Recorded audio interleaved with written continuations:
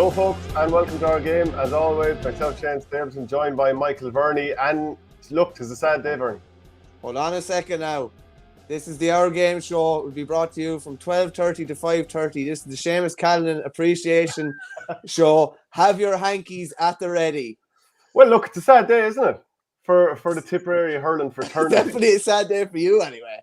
But like, you know, it was probably always going to come. And yeah, I mean, we already seen like who else, like Richie Hogan, obviously he called time in the last couple of days as well. Now Callanan. It's one of these things. It's going to happen eventually. Patrick Horgan, TJ Reid, they're only going to last so long as well. But like 40 championship goals, all from play. It's just no one in the modern game can touch that. Outrageous. And I think it's, I don't know, these type of retirements always hit me a bit more because they're lads of similar age as well, and lads that you would, you know, maybe rubbing shoulders with, or definitely you were well aware of them from a long, long way out. And yeah, and listen, we'll probably go into it a bit more, but like if you had a ball anywhere inside the 21 and you wanted someone to score, you wouldn't want anyone else with the ball in hand, really. And I'd love to know, and it'd be very, very difficult to find it, and God only knows how much footage you'd have to pour through.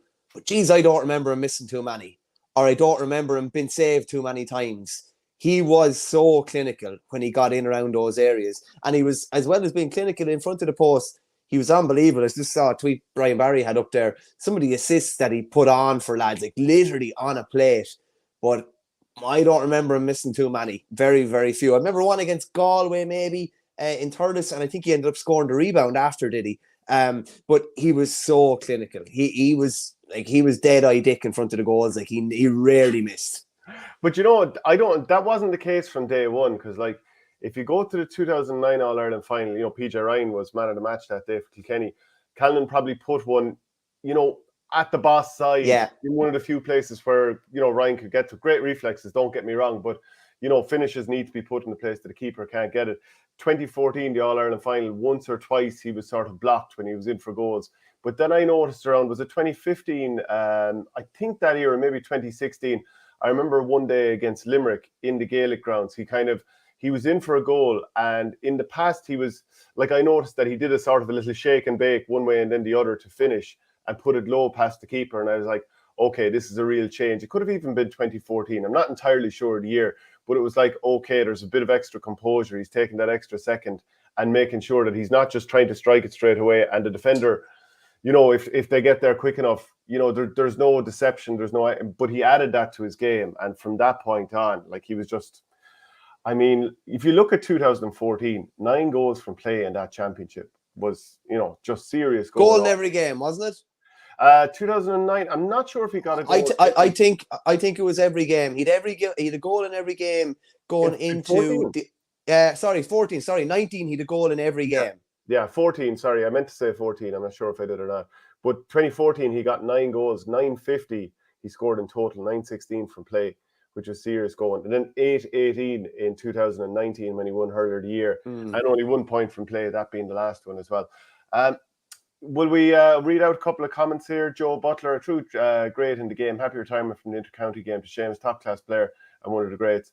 Richard Hogan, in fairness, the one he did miss in 2009 got man of the match for PJ Ryan. Yeah, and just on that as well, and what you said there, yeah, you probably don't have that killer instinct straight away. No more than Aaron Callanan didn't have it probably in the early years of his inter-county career. Now all of a sudden, like, there's very few Callanan shots that are missed now, barring it's an unbelievable save, like in the semi-final against Galway.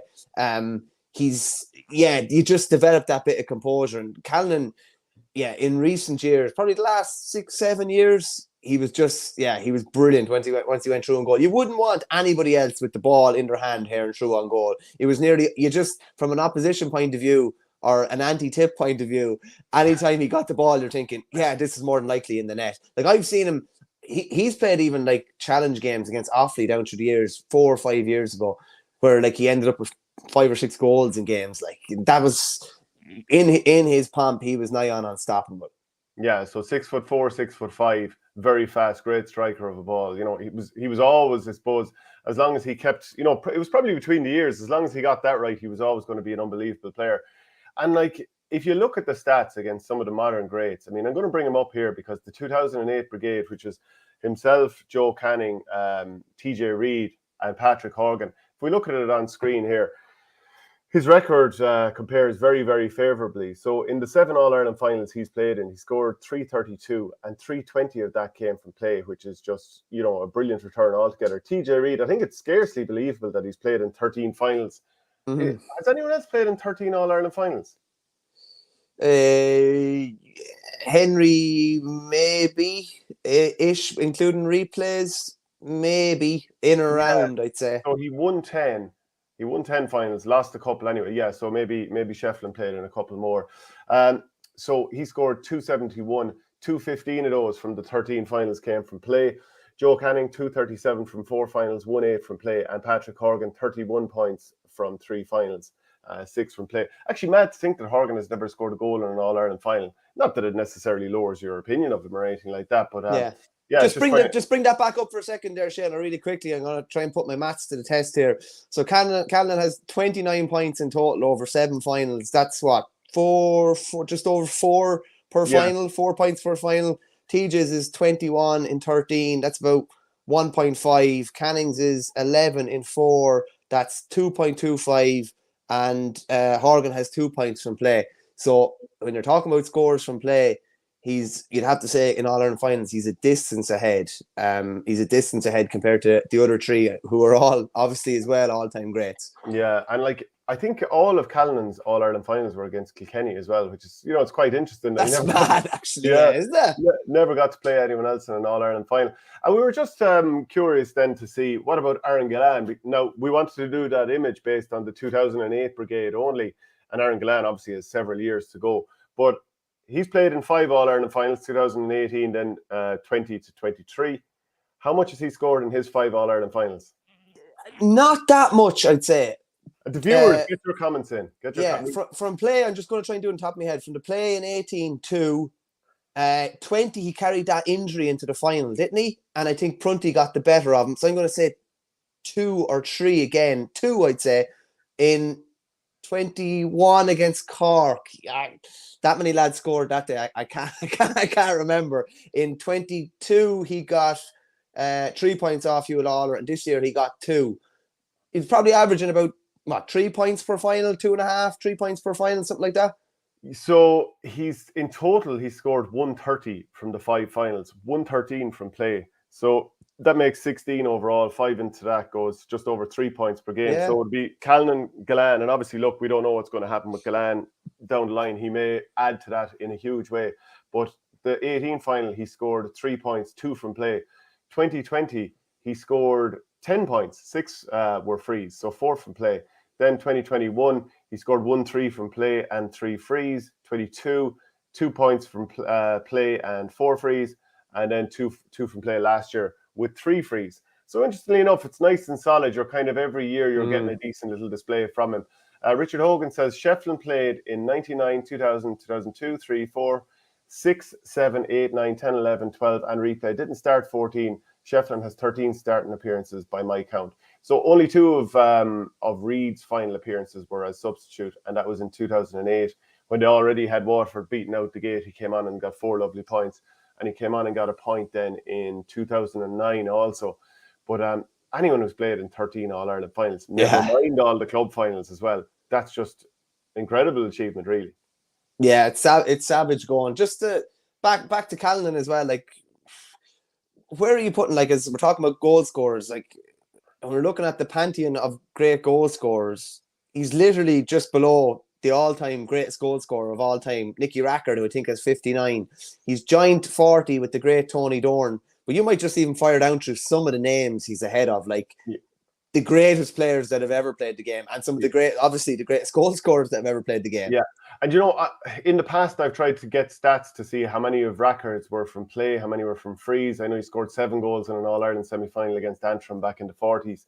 And the same with Dorn. I'm not sure if he popped any frees. Maybe he didn't. No, nearly all from play for Tony. Yeah, don't think Tony hit frees, and he was nearly killed. He was killed for most of them. Yeah, and then the other thing is, not only are Callanan's all from play, but it's starting in the base of Munster every year, because let's call a spade a spade. In Leinster, you're going to pick up a few handier goals here and there over the years. Is that fair to say? Yeah, that's fair to say.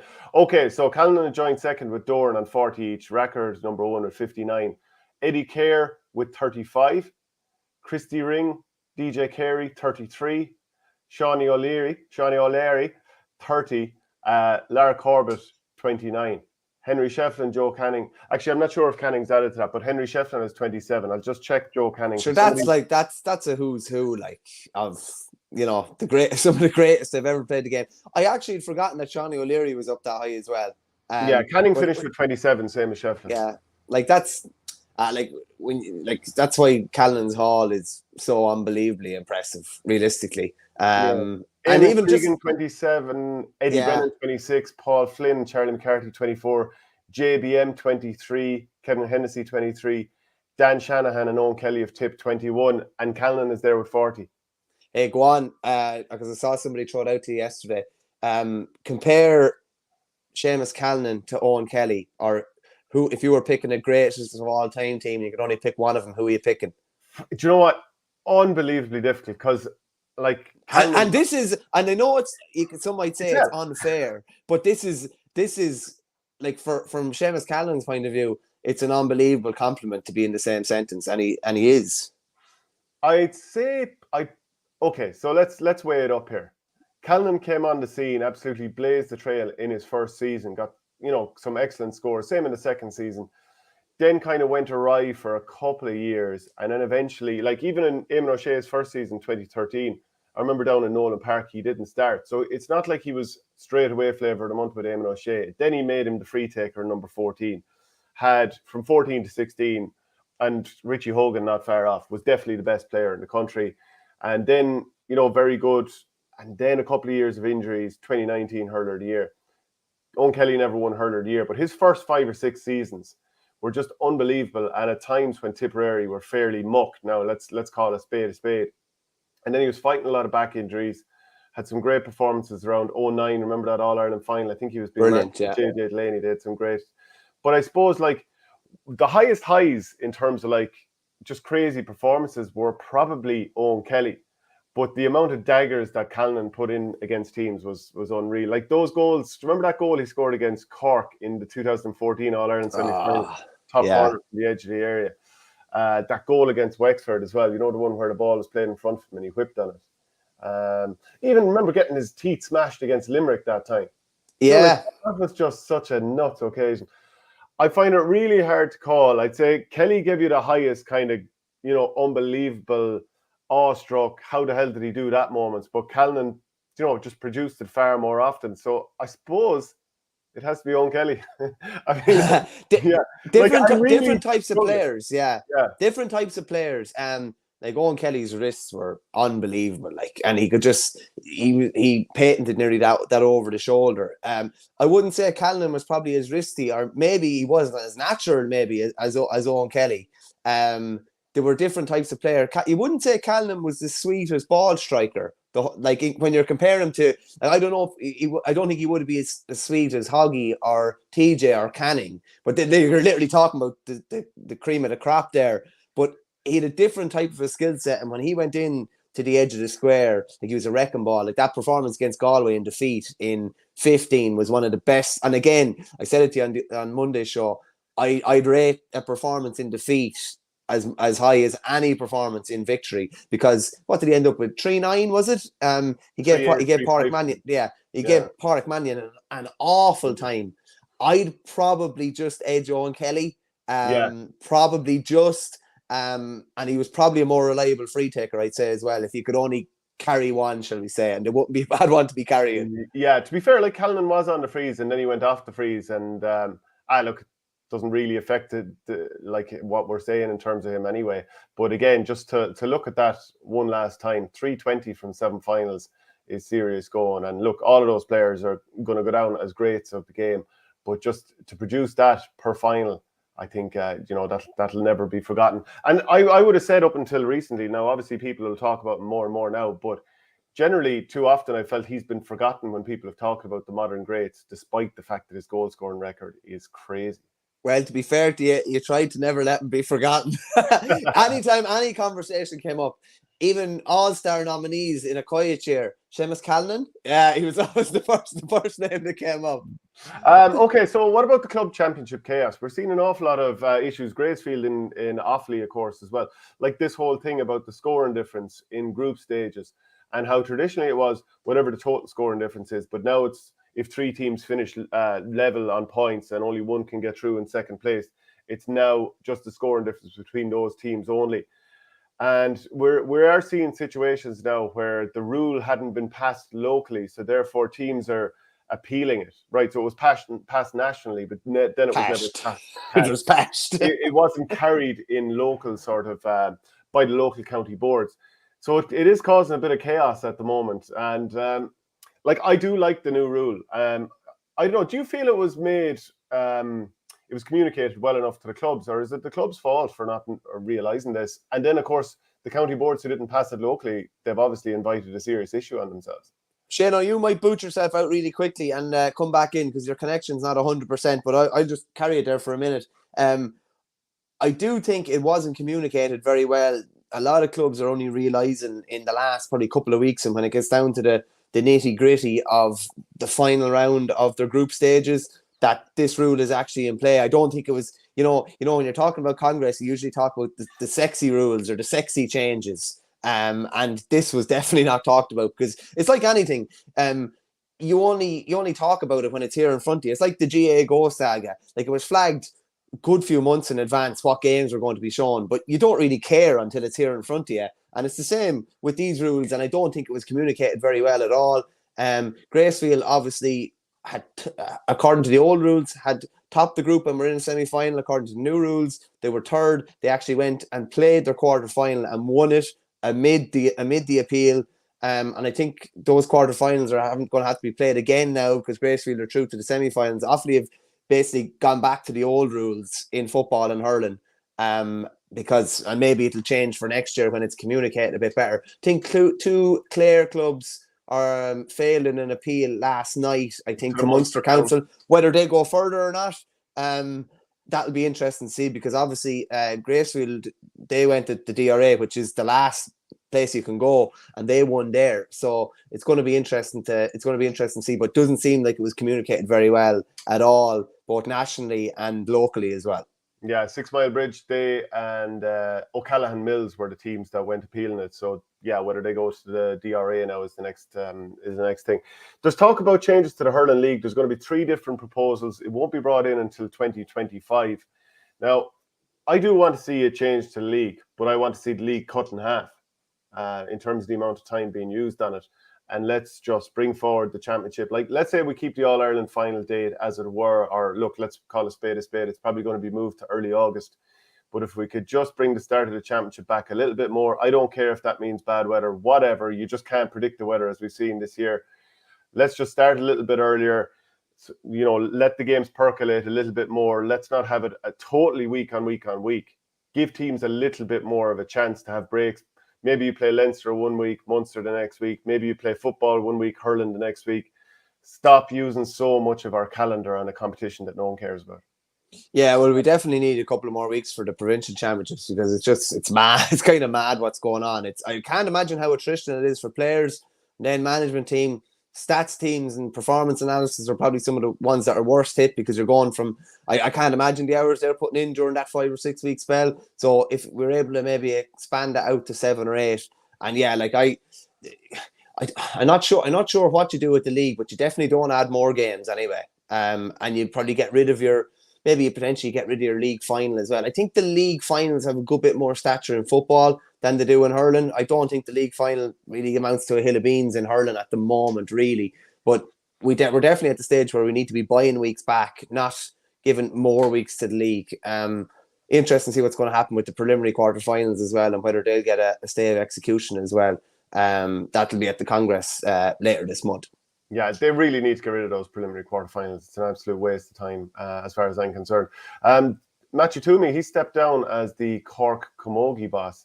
And I suppose it's nice for him to be able to step down after a win because they'd lost the 2 previous All-Ireland finals. This year they got there and, battered Waterford in the final 5-13 to 9 points. So that's Cork going to be on the move, looking for another boss again. Not sure if you've anything to add to that. But, no, he wasn't. He was only over them for last year's finals. He's only done 2 years. They lost the 2 league finals. They were going for potentially losing their 4th national final in a row under him, and they came good, obviously, when it was needed most. And it's kind of an unusual one outside of maybe Liam Sheedy at the end of 2010, maybe Pat O'Neill in Dublin in 95. Not too many lads walk away victorious. It's usually the exact opposite. I don't know if you've ever noticed at club level, but if you have a success, a lot of the time managers just tend to hang on, and the great memories that were created a few years before that, everything is soured by the time they leave. It happens so often that lads don't smell the roses and realize, okay, I've lost the dressing room a bit here, it's not fresh or whatever. What they do is, after 2 or 3 years, they change coach or selector or bring in a new S&C coach, and very little changes. But the amount of time people outstay their welcome in jobs, particularly at club level, I find it very frustrating at times and amusing at other times. And like that turn of phrase you used there, wake up and smell the roses. Is that what we're going with now? What is it? Wake up and smell the coffee? Yeah. Yeah. Well, I just that kind of Jim Gavin going out on the top from ML89. Yeah. Obviously, probably the biggest of them all. Imagine if Kylie were to walk away or something now, or some of his backroom team were to walk away. Yeah, you'd imagine. Imagine in time if John Kiley took over Tipperary, given his Tipperary, you'd be like John Kiley's number 1 fan then. But he's already working in Tipperary. There you go. That's what I'm saying. Sure. I don't see that ever happening. Shane, a debate I wanted to bring up, because I thought it was a very, very, very, very interesting one. So just saw a tweet on Twitter, and there's a bit of a debate in it. Our players are as committed these days compared to how it was 12 years ago. Probably sound like a dinosaur here, but missing a match for a festival or party never even entered my head. Same with holidays during a season. Is the standard better now or worse? Food for thought. Now, I'll give you my opinion on this first, right? I've no doubt that clubs train a lot more now, and the training is a lot more professional. The quantity of the training is a hell of a lot more than it was in the past, maybe when it was just Tuesday, Friday, Sunday, and there wasn't really any gym in between. Your gym maybe was 100 push-ups at the end of a session or something like that, or your physical work was a few sprints at the end of a session or something like that. So lads are doing more now. But on the flip side of that, I've noticed a hell of a lot of people who, if they have a holiday booked and a championship game comes up, that's it. There's no comeback at all. They're just going to go on the holiday, and they're not going to come back for the match or make an effort or anything like that. Whereas, I don't know, back in the day, number one, I wouldn't have even booked a holiday for fear of missing something. I remember missing my godfather's wedding celebration mass, maybe a couple of weeks after the wedding. I was supposed to do a reading, because I thought if I missed that session, I'd no chance of starting for Borough the weekend and making my debut. And I didn't make my debut, but after. But you'd literally go to every end of the earth to make sure that you were there and present.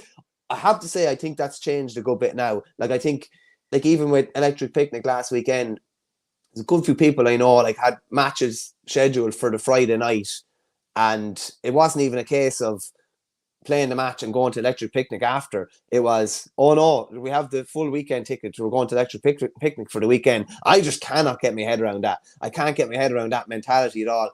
And I don't know, maybe that's the example that was set within our club. Lads were always there, and they come back from holidays. Remember, lads go in away in the Aran Islands for a week or something like that with the family, and they come back on the Tuesday and the Friday for training. Maybe that's just the example I was given, and that you follow that. But I definitely think it's changed a bit now. What do you reckon? It's a tough one, because I look back on previous years for myself, and I went on holidays during the 2013 championship. I think the start of 2014, but I think that was before I took it as seriously as it needed to be taken. So I'm reluctant to absolutely hammer people over this, even though it's unbelievably frustrating when these things happen. You book a holiday, lads are gone, and that's it. If you have your fixture schedule, I think you have to plan things around and realize, okay, I have a game then. I'm not and generally you get a couple of months notice now at this stage. Not when we were younger, a game could just come out of nowhere. Like you could have booked, you can try and wait, but still you don't know, your county team gets knocked out of a championship and all of a sudden you're out to play the following week. So I think it was probably more difficult back then. It also depends on the area you're in. Like if you're in an area and the only thing that's been talked about up and down the street on the high stools, on the low stools is hurling or Gaelic football, it's, and the whole place just talks about that only, it's very, very difficult to get away with doing something like that. But if you're in another area, like, it was funny, I remember going on that holiday, maybe some holiday or other anyway, it might have been 2014. And I was telling Matty Kenny, look, I'm heading away for whatever it was. I think I was heading away for a wedding. It was one of my very good friends' weddings. And he said to me, I missed my brother's wedding for a championship match. And I went and played a match for the club and I got man of the match too. And like, I still remember him saying that. And like, I totally believe it. Like he would, I'd say, like, there's no way he'd ever miss a match for whatever reason. Did that change what you were going to do in any way? No, because like, I was gone for a week or whatever. It was a very close friend's wedding. So I was always going to go. But did I want to miss the game? No. But was it the absolute be all and end all? No. So I can understand sometimes when players do this sort of stuff. But I think if you want to really succeed at the top end of whether it's club or intercounty, it just, some things just have to give. So that was at a time when, Coola wasn't winning. And I was probably, without realizing it, I thought I was committing, really well, training hard, all that stuff. But, I wasn't. I was probably part of the problem, going through the motions a little bit. And it was only the following year that I really started to pick it up, and maybe other lads did the same or whatever. And that sort of all contributed to the fact that the club started going like a hockey stick in terms of the progress, the trajectory after that. But yeah, I'm reluctant to hammer people, but if you see that happening and you're the manager, I think it's very, very difficult to stand by it, especially when you've got lots of notice about these things. Yeah, Boom Boom says people have to live to, and I totally get that. And it's just, I think you're generally given, probably given 2 to 3 windows at different stages where you can go to things and things like that. I just think, I think people take the piss a bit more now, being honest with you. And book things a bit willy-nilly and don't seem to think about things too much over. Like A Sully 180 just says here, a wedding you have no control over, you do have control over a holiday or a festival. Like I would agree with that too. Like, and a wedding is something that you cannot miss. A holiday or a festival is something that you can book in a certain time that kind of suits everybody. That's just my own opinion. ML89 just says here as well, lads have more interest outside the game now. I don't know if this is important in their lives nowadays. Lads are realising more to life too. Depends how important they are to the team too, in a way. Very true. And I definitely think Andrew said above there as well, I do think COVID has changed people's opinions in a lot of ways too, because you were denied and there was no possibility of going anywhere for so long that I think lads and ladies just take any opportunity that's in front of them now. And in that sense, it's probably hard to blame them. I would just we all had 2 years robbed off us, basically. We all had 2 years robbed. Yeah, and a lot for absolutely nonsense. Like there were, of course, people who suffered from COVID, but there was a lot of the regulations. I mean, your €9 chicken nugget meals or whatever, stopping people from doing outdoor activities. We had 2 years absolutely robbed off us by lunatics.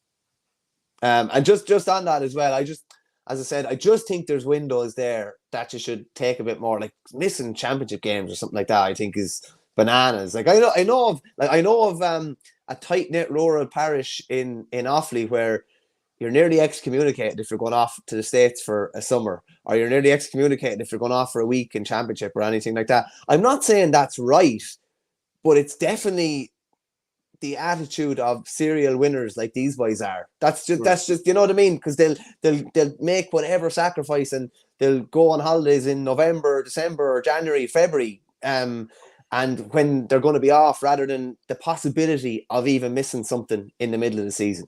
Yeah, Pádraig O'Malley says, how are you lads? Also, if you have a really deep panel, you can sort of absorb couple players doing that. Richard Hogan, does this maybe show the need for midweek games, especially around August bank holiday and first weekend in September? Yeah, coming up to long weekends, could counties en masse not just say, okay, we're going to play games on Wednesdays and Thursdays? If it's a dual county, though, you might have had, a football match 3 days beforehand. Now you're playing hurling and then the weekend off. people are going to booze it up to the max. What, come back then and play the following week? Their bodies are wrecked, more and more injuries. It's just not an easy one. So I'm not agreeing or disagreeing, Richard, but it's not a simple one.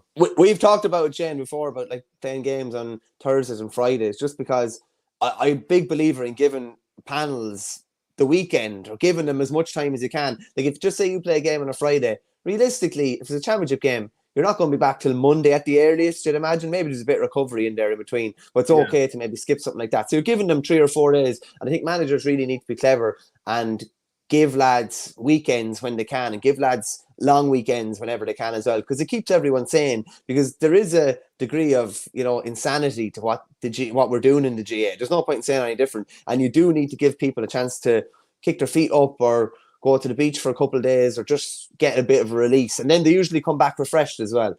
More what I'm talking about here is, going off for 10 days, between a quarter-final and a semi-final or something like that, like which I've seen done and heard done. And it's just, that kind of thing is mind-boggling to me anyway. Yeah, well, look, if you're truly serious about going places, that sort of stuff, can't really happen, because unless you have a massive panel where you have so many players and you can just cut 1 or 2 for doing something like that or leave them on the bench or whatever. Otherwise, you're just not really going places. Come here, what do you make of the Offaly Camogie situation? Noelle Kennedy, she was informed that she wasn't going to be managing next year, and then she looked for it in writing and she got a 1-line email basically saying that she wouldn't be reappointed. We won't be reappointing you, thanks, is what she said that the email said. What do you make of that? What's the mood in Offaly over that? Yeah, I spoke to Noelle actually a couple of days ago, and she was just, it was kind of disbelief over that type of thing. I have a big problem and a big grievance with the lack of appreciation in the GA that we give to people who have committed their time, volunteers and otherwise. That the amount of time where we part ways with managers in the wrong circumstances, like, usually it's par for the course about a short statement and say thanks to X, Y, and Z for their commitment throughout the year. There was nothing like that. The next post that went up on social media was a job advertisement for the Offaly intermediate job.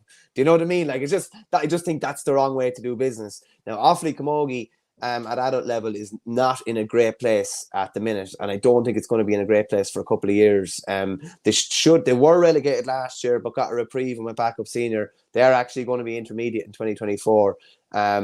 I think in a few years, when a couple of the good underage teams get through, maybe around 2027, 2028, they'll be decent and back up at senior again, but they're really, really struggling at the moment.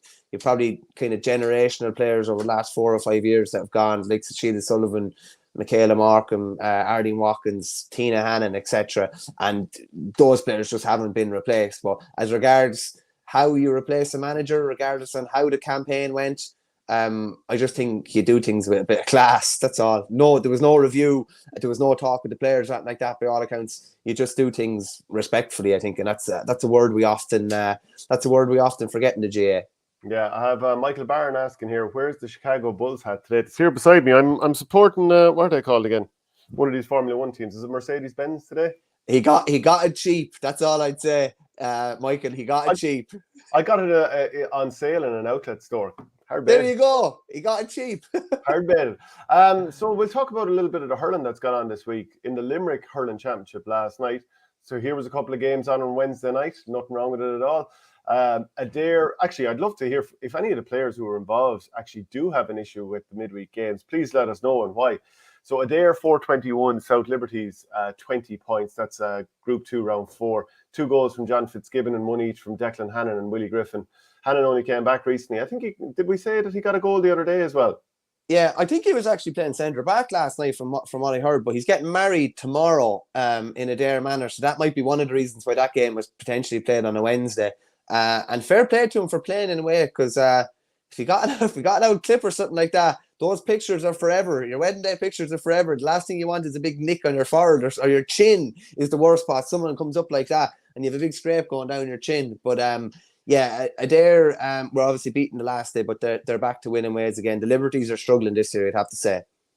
Definitely. And the other game then, Doon, they beat Kildimo Palace Kenry. So it's 3 defeats from 3 for Kildimo. They're going back to Senior B next year. So, well, like Senior A and Senior B, isn't it 4 of the top 6 teams get through in the Senior A, and the Senior B, 2 of the 6 get through? Actually, it's quite a good system. Yeah, it's not a bad system. It's very similar to the Galway system, isn't it? Where even Senior B are still in the Senior A Championship. So if you're good enough, you can't have any grievance with not being in the Senior A Championship if you don't qualify for the Senior A knockout after being in the Senior B. If you get me, so Yeah. I don't think that's a bad system at all. Plus, I don't think it's generally happened in Limerick. It has happened a good bit in Galway where Clarenbridge and the likes have actually got through to finals. But I think last year, did South Liberties win a quarter final last year? I think they were the first one to win a quarter final coming from the B in a good few years. But it doesn't look like they're going to be in around that type of reckoning this year. Yeah, I think Doon had something like 11 scores. Three, what was I going to say? Adam English, he only scored 1 point from play, actually. Pat Ryan scored 1-2. But actually, the goal that he got early in the game was a bit of a mistake from the Kildimo goalkeeper, and that probably didn't get them off on a good footing. But yeah, Kildimo have lost all their games up to this point. Kyle Hayes, he scored 4 from play. Darren O'Connell scored 3 as well. The Waterford final is on. Just a quick one, Shane. Quick one. I see Darrow Donovan scored a sideline, and I know he's playing centre back. Aaron Callanan took on a sideline cut in the last minute of this year's All-Ireland final, and it was only because it was at the end. But I reckoned it was the first time since the 2019 All-Ireland semi-final that Limerick took on line ball or didn't play a line ball short. Yeah, I don't recall them, but it's gas like, and Dara is one of the best sideline takers out there. But they just play the percentages or whatever, and it's probably stuck to them fairly well. Actually, you know the couple of players we've talked about there, the 2008 brigade of TJ Reid, Callanan, Horgan, and Canning. How many sidelines do you think have been scored in All-Ireland finals between the 4 of those lads? Between Callanan, Reid, 0, Horgan, Canning. I don't. Do you think Horgan scored one? I don't think so. He might have in 2021. No. Don't think he did. So he wouldn't be hitting. TJ, All-Ireland finals. Just TJ mightn't have scored any, I'd say. He scored one in 2010, and I can't remember it, but just when I was looking up the stats for that image we had there, 2 different match reports I looked at to check was 2010, did he score a sideline? And 2 different match reports said, yeah, but I can't remember it. No, I don't remember that. What's Canning got? 17, 18, 3 maybe? He's got 2. So he got 1 in the 2012 replay, and he got 1 in the 2017 final against Waterford.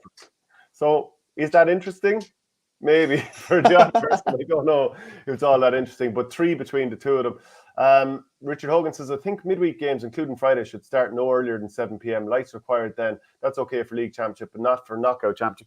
I've played a championship game under lights on a Wednesday night. I remember playing against Vincent's once. I remember playing against Crave Kieran another time. And the game before us, so there was a game that probably started at 7, 7:15, something like that. And we were to come on after it. The game beforehand went to extra time. We were playing till nearly 10 o'clock at night. Did it matter? Nah. Play the games. Play away. Not a fan. I have to say, not a fan of knockout championship games under lights because it's a different game. But this was a quarter final of the championship. Didn't bother me at all. Didn't. Yeah, but you're a great. You're a great lad. In fairness, I just don't. Lovely point. I don't. Yeah, it is a different game, not just the lights, but the kind of the dew on the ground. It's like playing on a morning. It's like playing at 11 or 12 in the morning. Whoa! You telling me? No? Yeah, but why would you play in those conditions unless you have to? It is a different game. Admit that it is a completely different game than playing at 2 in the day on a dry day when it's perfect. Don't get me wrong; it's better for a back a lot of the time because it's greasy and it's harder to get your hands on the ball. Wouldn't be for me now. My eyes wouldn't be the best either. So maybe you get away with pulling a bit looser under a bad light or something like that. I don't know. Well, play away. Do you know what? We used to play a few games down in Ballinamere, and I don't know if they've got the lights changed since, but there was one like corner which was not well lit, and you'd literally be like this: "Come in here, you." Hey, the Waterford finals on this weekend. Ballygunner against De La Salle. Gunner's going for 10 in a row. And it's just trying to make a case for how De La Salle can win this game. So they're going to have Thomas Douglas and Kevin Moran in the full forward line. The suggestion is that they're going to pump high ball into them early and often. But if even I just think of that game that Killer One played last year in the Munster was a quarterfinal, and the amount of ball they tried to, it didn't matter whether you pump in ball quick or not, because Ballygunner are so good at getting numbers back there. Think of how often Paddy Levy was standing there waiting to get involved in a ruck. or Philip Mahoney's waiting back there. Like, it's just difficult. Like, even if Jack Fagan goes over on the supposed elder statesman in Shane O'Sullivan, who's still playing really good stuff, but he is the older player. So, maybe they'll target the older player. But, like, it's not, even if he does catch a ball over Shane O'Sullivan, which isn't guaranteed, it's not as if he's going to be running into 50 yards of space. So it's just so difficult to make a case for De La Salle, no matter what way you slice it. And I tell you what, Shane, he's not going to be catching the ball like a la Dan Shanahan back in the day, where you're the other side of your man and throw on goal or like that. If he catches the ball, chances are he'll have 3 men around him, I'd say, as well. The thing about the long ball as well is, and this is, I think, when some people get a bit mixed up maybe on, I do like the long ball, I won't lie. But you play the long ball when maybe you've played through the lines the previous 3 or 4 times and you've sucked them out. And like Johnny Glynn the last day at stages, that when the ball was put in, it was 1-on-1 or whatever. But if they know you're just going to play the long ball, again, probably like Johnny Glynn against Limerick in 18, you can just flood bodies back. So you're going to have to skin the cat a couple of different ways here. If they're going to put long ball in, it has to be at the time when they're not expecting it and not sitting back. Or maybe when you've maybe turned over a Ballygunner attack and all of a sudden there's not that many men back, but you kind of have to choose the times that you do it. If you just do it the whole time, like that's just not going to cut it against, like, that's it. Like, sometimes you see it and teams are doing it, it's nearly a junior hurling tactic. Do you know what I mean? That just won't work. You're going to have to play a couple of different ways and then exploit an opportunity to put in a high ball, maybe when it's 1-on-1. Yeah, I mean, like I always say, why do you play short? You play short so that you can play long. Everyone loves the long ball. It's the most effective, but only in space. If you don't work it out and draw a team out towards you, the long ball will not be that profitable, or it'll certainly be lower percentage of them will work out. So it's like, it's not that as a coach you want to show off how well you can work the ball out from the back and it's an ego trip. It's just so that you can draw the opposition out, because if you have most of the traffic in your half of the field from drawing the other team on you, your forwards are going to operate in more space. That's the whole point. There's that little thing going on between teams at all times, where who can have the space in their forward line. That's what it's about.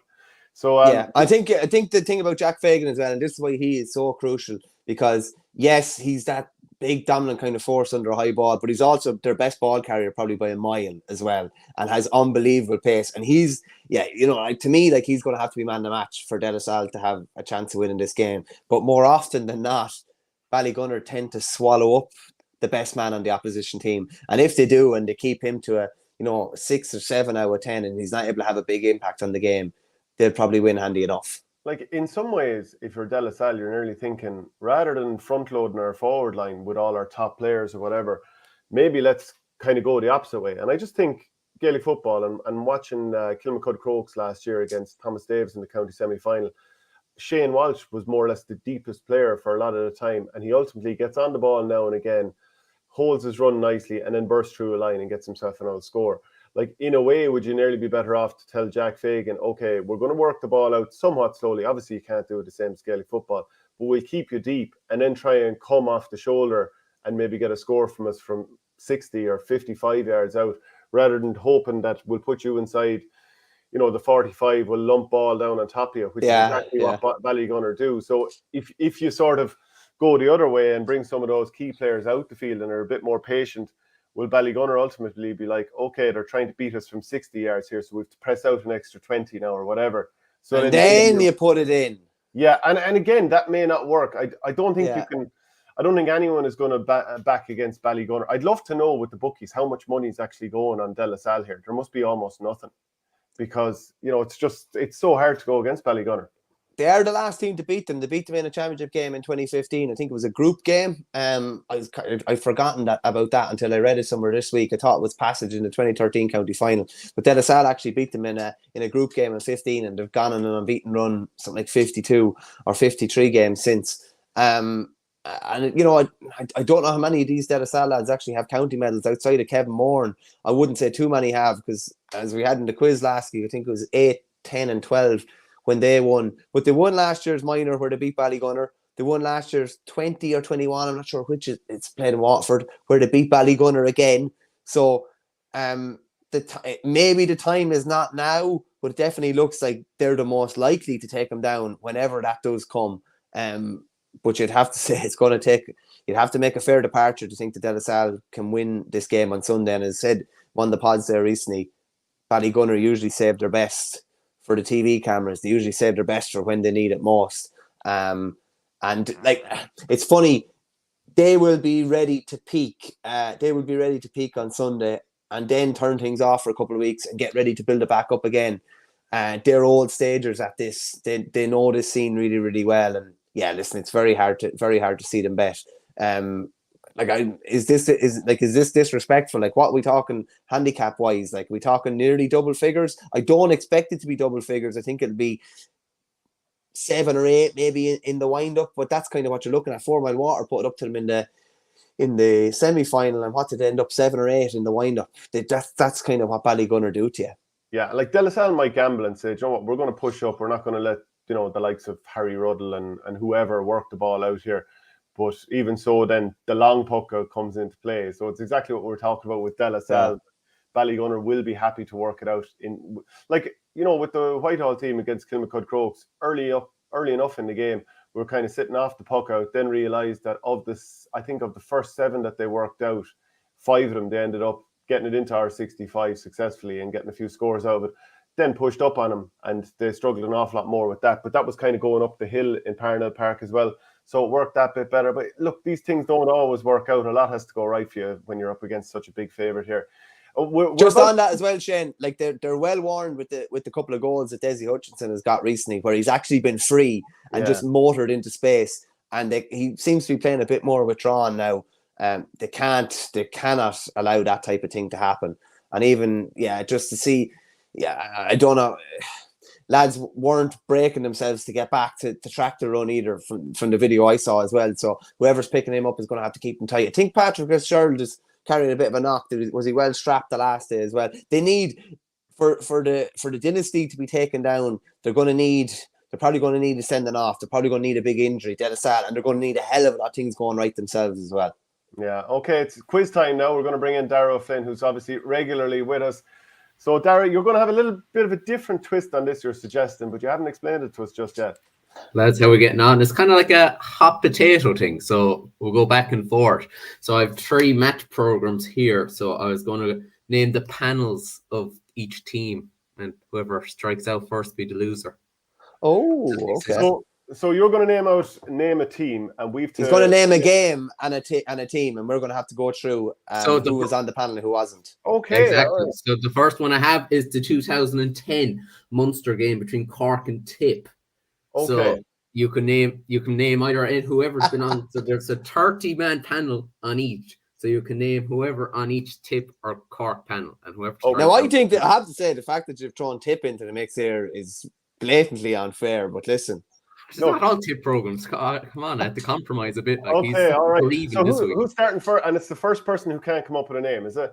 Yeah. So who wants to go first? Get yourself in the middle of the screen there, Darragh. We're kind of half losing you there. Okay, so no, Darragh, you decide who's going first. Verney went first last week, so Shane, you can go first this week. Paddy Stapleton. Correct. Verney. Brendan Cummins. Correct. Ezekiel Halpine. Correct. Pádraig Maher. Correct. Michael Cahill. Debut. Correct.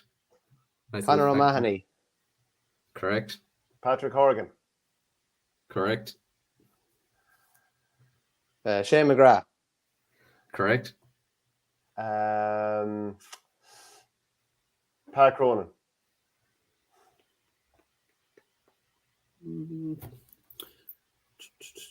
Surely he was in the half-hour line.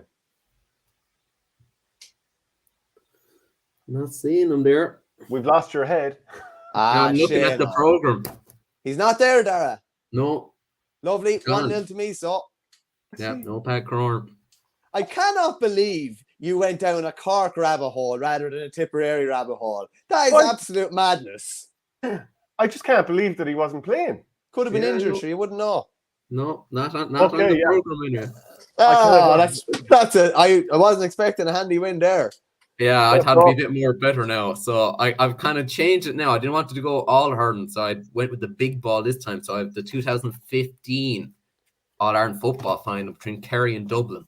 So Verney can go first this time. Stephen Cluxton. Correct. James McCarthy.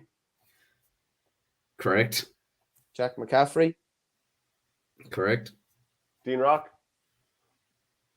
Correct. Rory O'Carroll. Correct. Johnny Cooper. Correct. Paddy Andrews. Correct. Darren O'Sullivan. Shane, you're having a bit of a stinker here now. No. What? No. Was Darren he O'Sullivan. injured for that? Must have been. Not there. What are you doing? Like, you're picking the going more obvious ones. Like, Yeah. you're trying to be way too smart here. He did play. He scored 2 points. On the 15. Wait, no. On the bench. I thought you said there were Oh, panels. see, I see him there now. Sorry, go on. Yeah, my fault. I see him there now. Okay, He's okay. at the bottom. And a bit of a slating from you, Verney, as well, Yeah. even though I was right. He's 26 now, to be fair. He was at the bottom. Got to give me some slack. There's no being fair. The lad scored 2 points in All-Ireland final. You're trying to take Go on. away from him. Is that me next then again? Yeah. Colin Cooper.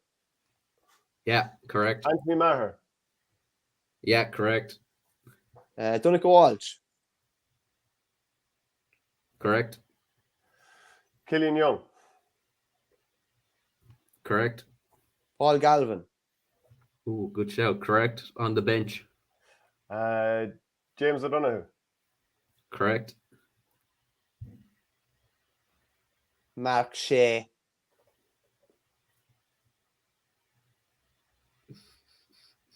Correct. 15. On the bench. Definitely. Yeah, on the bench. Brendan Keeley. Yeah, the goalie. I've Dennis kind of lost Bass- track of who. I've lost track Dennis- of who you said. Dennis Bastick. He did the little kip up in that game. Yeah, correct. Bernard Brogan. Correct.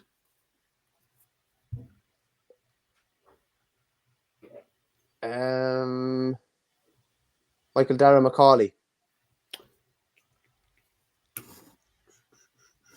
On the bench. Yeah, correct. Last on the bench. Thankfully. Okay. Alan Brogan. Ooh, Definitely. Kicked the point at the on end. the bench.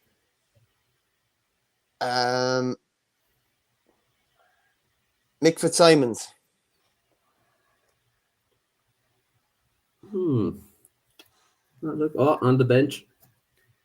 Now I'm in the territory of has this name been said already?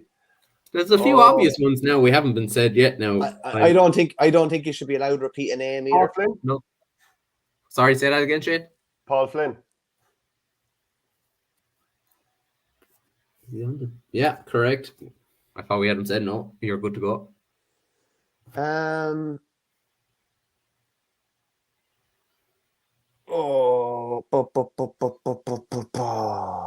Kieran Donaghy. Yeah, 17 for some reason on the bench.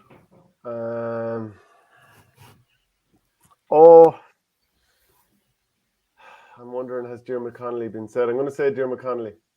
No, you're fine. Correct. Keane O'Sullivan. Ooh, was that said? No. Yeah, correct. Okay. Darren Daly. Oh, yeah. Bootsy. Yeah, good shout on the bench.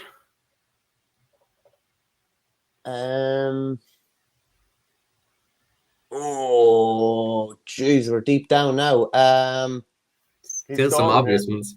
He's stalling. The guy, Brian Sheehan. Correct on the bench. That's a good one, Verney. That is a good one. God, I had somebody else. Eric Lowndes. Oh, on the 15. bench. Oh, Aidan Mahoney. Full back. God damn it. God, was Tom Sullivan still playing? Or not Tom Sullivan. Christ, I'm under pressure now. Lads, there's one here. I don't know how. Okay. Not even who I was thinking of, but where is he now? Is he on the bench? It's not looking good for you, Shane. Well, we can't trust you, of course. No. Who did he say, Gainey. Dara? Paul Gainey Paul started Gainey. that. He started the game. Yeah, correct. He was not named to start on the program. He wasn't named to start the program. Actually, he was down as 25. Okay. Go on.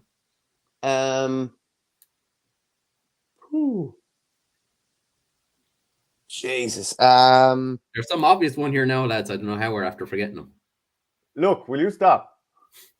Just give me 1 second now. I don't know. I don't know if I should say this.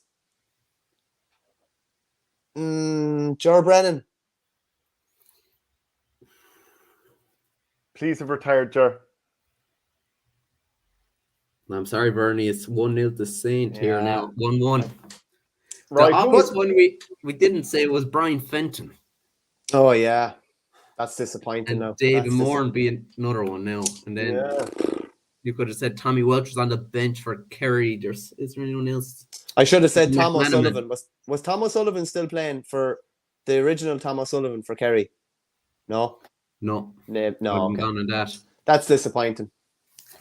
And I've one more, so we're 1-1. So this is to crown who's champ. And I've gone with the COVID All-Ireland hurling final between Waterford and Limerick. Okay. So I'll Shane, start off. Yeah. Kevin Moore. Correct. Stephen O'Keefe. Correct. Ozzie Gleeson. Correct. Tig de Borca. Correct. Iarla Daly, who came on for him. Correct. Shane McNulty. Correct. Ian Kenny. Correct. Conor Prunty. Correct. Hold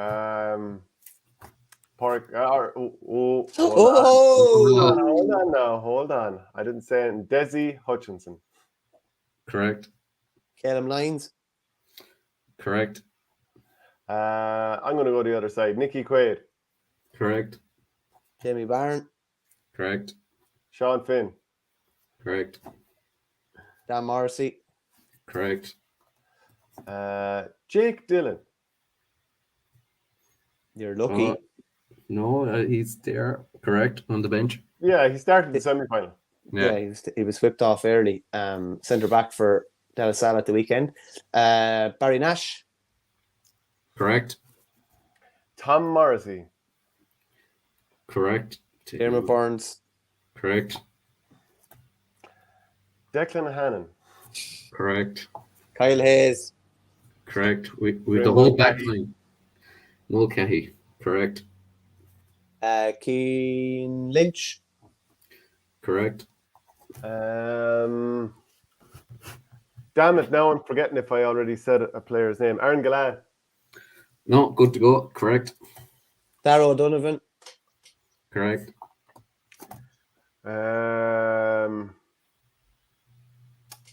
David Reedy. He should be there. Correct. Will O'Donoghue. Correct. Conor Boylan. 2020. Correct. On the bench. Oh, yeah. Tell you, you're testing the waters there. No. Adrian Breen. Correct. On the bench. I knew that one, Shannon. Come on and got a point. Okay. All right. Okay. Stop trying to distract me, Verney. Grode Hegarty. Correct. Peter Casey. Correct. On the bench. Oh, sure, I'm after giving you a handy one there. Mike Casey. Oh, he fell for it! He fell for it! Yeah. Woo! That's how you do it, boys. That is how you do it. And I did fall for it. Yeah, hook line. You got me. Hook line and with the bait there. Oh, that was brilliant. I never thought you'd fall for it. Yeah. Do you know, like, it's in South American football, it's good to beat your opponent, but if you can beat them by kind of cheating, like diving, it's even better. So you kind of done that to me. I can't believe you fell for it. It hurts. It hurts. Sarah, good stuff. Great stuff. Yeah, good stuff. Right, we'll see you for the quiz again next week. Oh, you can redeem yourself next week. Shit. Yeah. Cheers, that.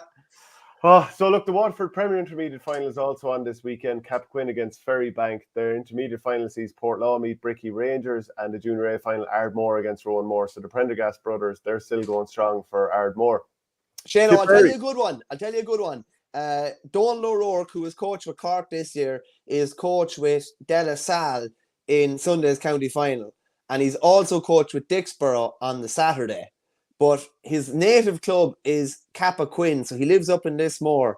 So he's coaching against Ballygunner in the county final on the Sunday. They wear black and red. But his own club, Capquin, also wear black and red. So he's a black and red flag outside his house. And anybody that doesn't know probably thinks he supports Ballygunner, where it's the exact opposite, and he's trying to plot their downfall. But he's a very, very busy weekend ahead. I was chatting to him. He says he takes Monday as a rest day. Tuesday, Thursday, Saturday, I think, is with De La Salle. And Wednesday, Friday, Sunday is normally with Dixborough. And he was with Cork, obviously. He was actually... he was the first outside head coach that Cork ever brought in outside of Cork. Isn't that unbelievable? That is mad, yeah. So he's very, very well regarded, and obviously has De La Salle humming. But if he's able to pull off the upset on Sunday, that'd go down as easily the biggest achievement of his coaching career, without a doubt. Without question, yeah. So a couple of big preliminary quarterfinals in Tipperary in the championship this weekend. Can I just say, I'm so happy. I can't believe you fell for that. I was like, I'll say it, but there's no way he's going to fall for it. And hook, line and sinker, down you went. Look, I don't know what more can be said here. I'm sore about it. I'm sour about it. I'm upset. Can we move on and talk about Tipperary? I'd say we'll do well to get to the end of the show without me mentioning it at least 3 or 4 more times. So Nina Airog against Thurles Sarsfields, that's on Saturday in Borrisolee. So I'm planning on going down home for this one. I think this will be a tasty affair.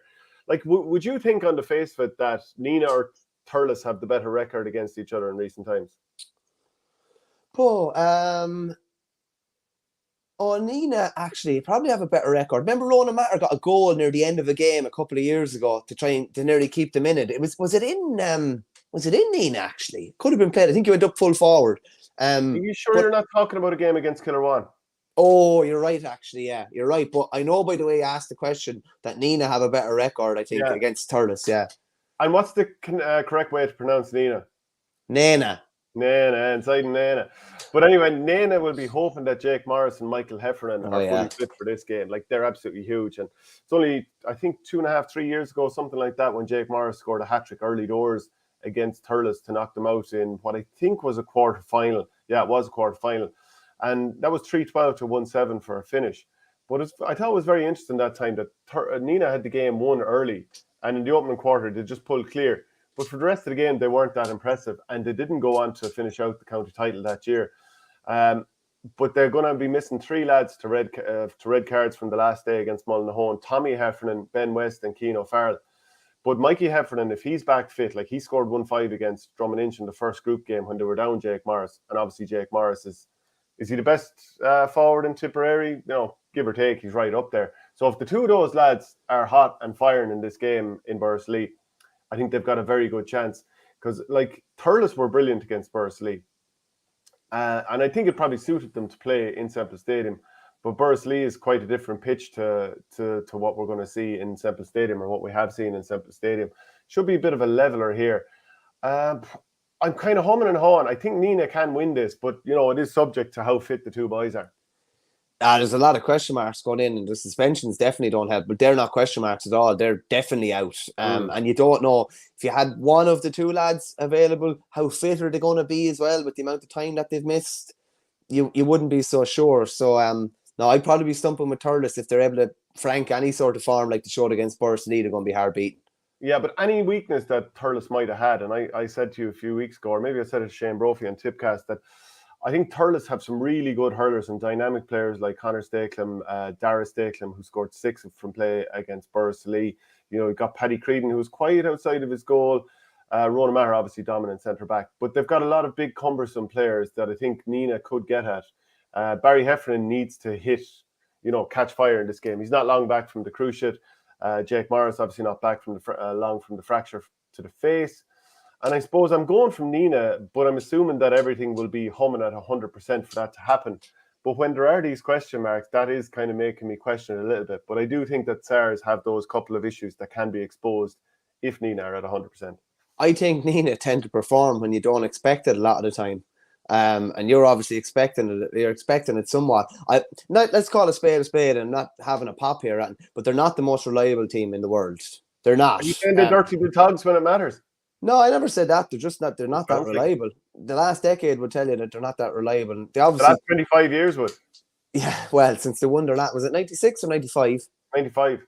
Yeah, the great Padjo Whelan was over them actually. But no, I think Thurles are a more solid proposition. I think you've a fair idea what you're going to get from Thurles generally. I think Thurles will win that one.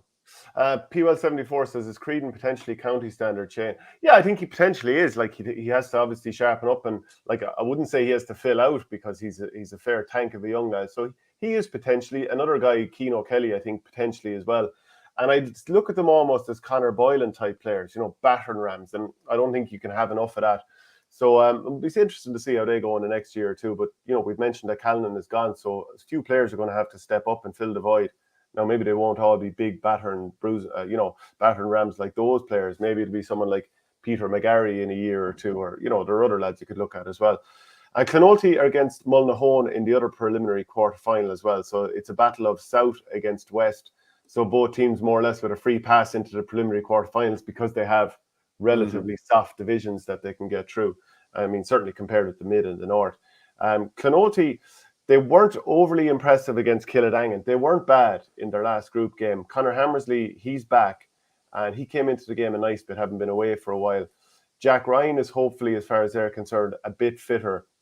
And then on the other side, Mullinahone were very good against Nina, albeit, I don't know, is it partly because Nina are missing Mikey Heffernan and Jake Morris for that game the last day out? The red cards, of course, had a big impact too. But isn't it so interesting that Mullinahone, they're managed by their 29-year-old player, Jack Shelley, who's, I don't know if you heard the interview with Owen Kelly. I did. Yeah. He's talking as if, he'd like to be outfield and all that kind of stuff. But he can't help but be honest because, I think that's just the way he is. But at the same time, he wasn't being critical. But, it's funny, he's the GOAT of Mullinahone and Tipperary or whatever, 41 years of age.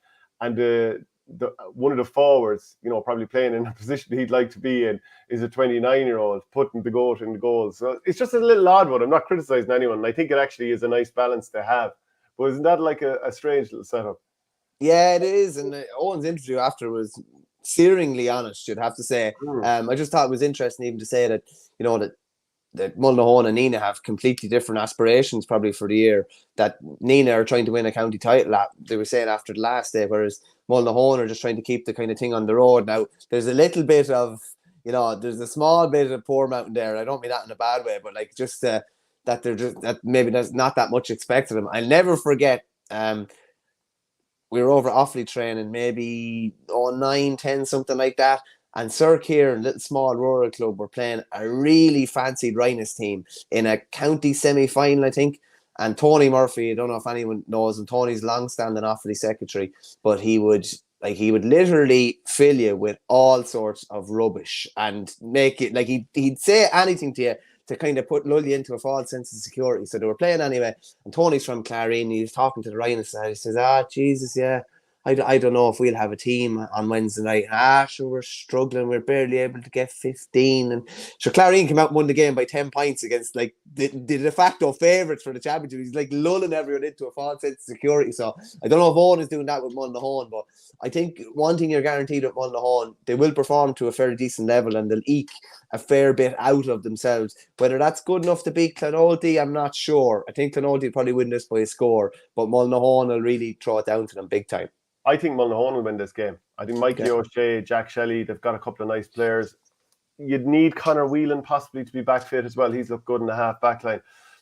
Clonoulty only picked up 1 point from their games against Borrisoleigh, Thurles and Killadangan. Now, they didn't perform all that poorly in any of them, but maybe confidence is a little bit low at the moment. Stacked group, but still, as you say, if they were in an easier group and they'd won 2 games, maybe they'd be coming in better shape and confidence-wise. Do you know what I mean? But they won't be playing this probably the same class of opposition as they have in the group. Probably just ever so slightly down, I would say. So it'd be interesting to see whether they've able to maintain the confidence despite, underperforming throughout the group.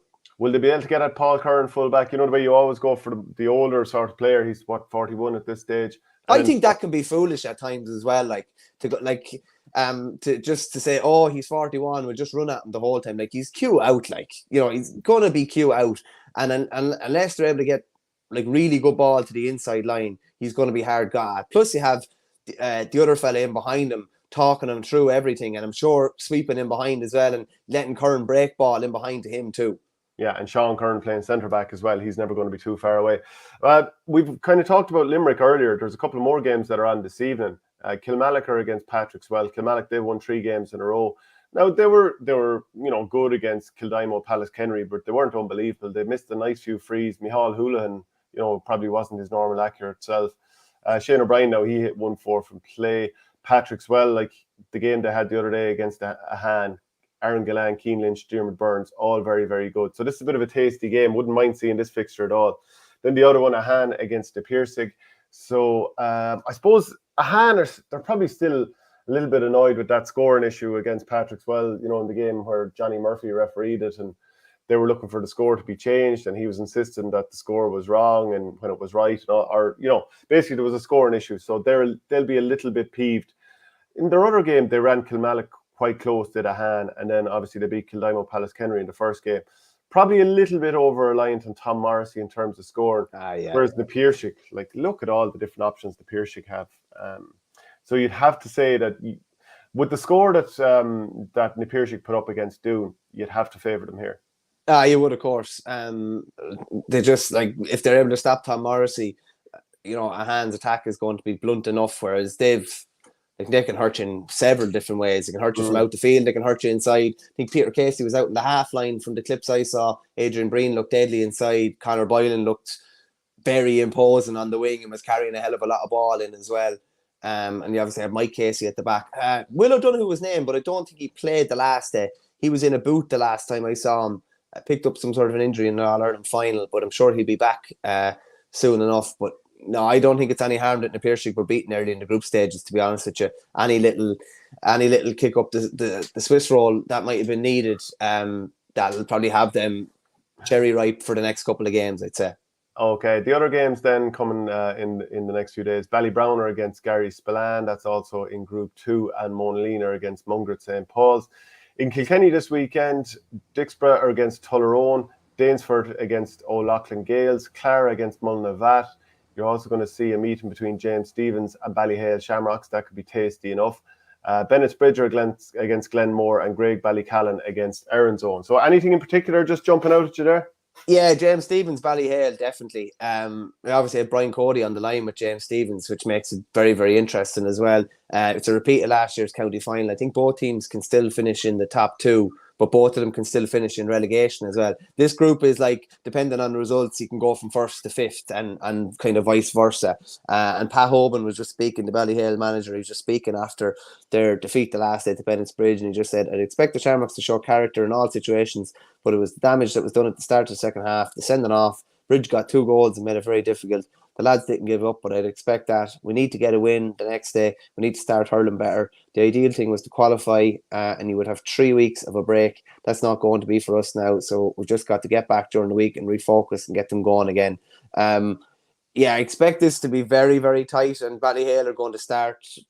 It's now over the next couple of weeks where they're going to start showing kind of like the true Ballyhale, I'd say.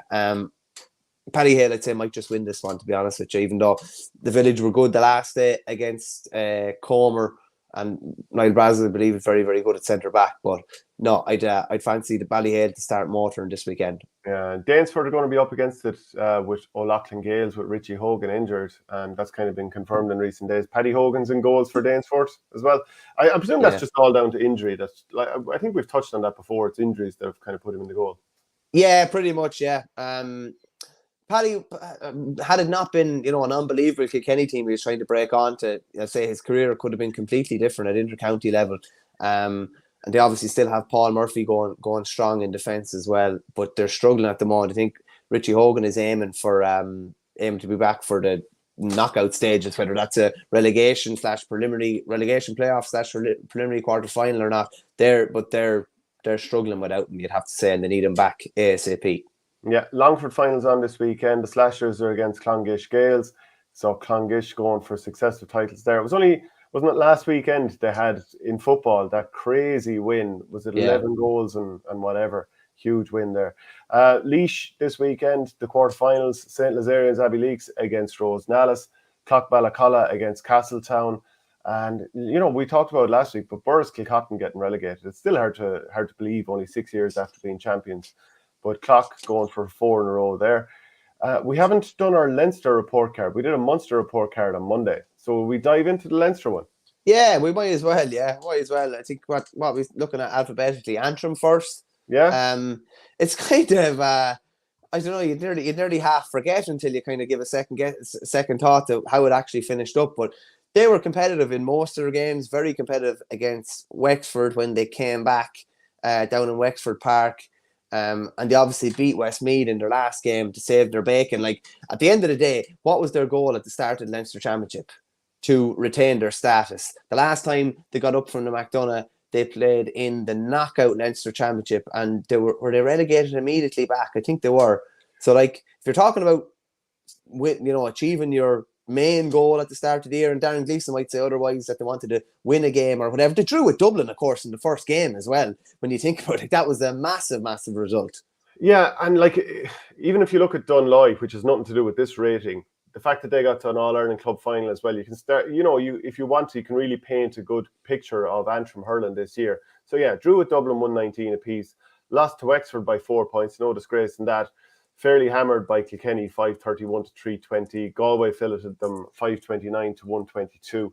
And Westmeath then they beat 424 to 119. And this is after, surviving in the league as well. So I think overall a pretty good year. Like, what do we expect Antrim to do in a year? Do we expect them to finish ahead of Wexford or Dublin? Obviously, they're never going to finish ahead of Galway or Kilkenny, really. Or certainly it doesn't feel like in our lifetime that's going to happen.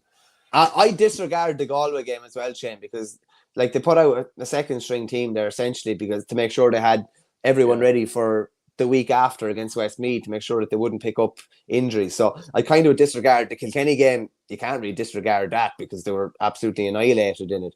But general, what you have to say, what wasn't a bad season and didn't just beat Westmeath, comprehensively beat them.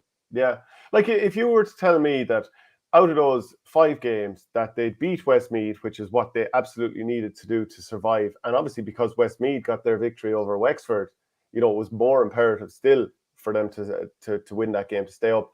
And if you were to get one result out of your games against Wexford, Dublin, Kilkenny and Galway, and they did, they got that draw against Dublin and they also got within 4 points of Wexford. To me, I think that's a rating of a B. Just a solid B. Yeah, no, I'd agree. Yeah, B was exactly what I had in my head, to be honest with you, because it's a damn good season from when you're coming into the unknown and I don't know Leinster's not nearly as cutthroat as Munster, but it's still a fair step up for them, and you'd have to say they competed pretty well. The Kilkenny game aside, I not really placed any stock in the Galway game, and they went down to Cusack Park.